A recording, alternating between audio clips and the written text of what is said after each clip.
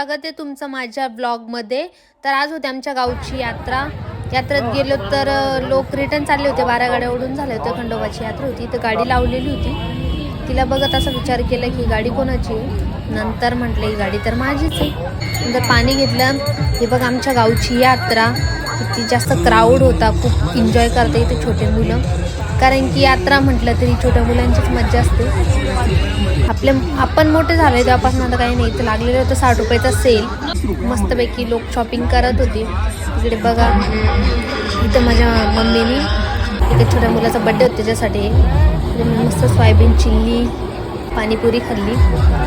तर लहान मुलांची जास्त धमाल राहते। यात्रा म्हटले की मोठ्यांचा काही विषयच नाही, आपण फक्त एक मनोरंजन म्हणून। इथे काकांचा डान्स चालू होता मस्तपैकी, तर मस्त एन्जॉय केला यात्रेमध्ये छोट्या मुलांसोबत। Okay, bye bye.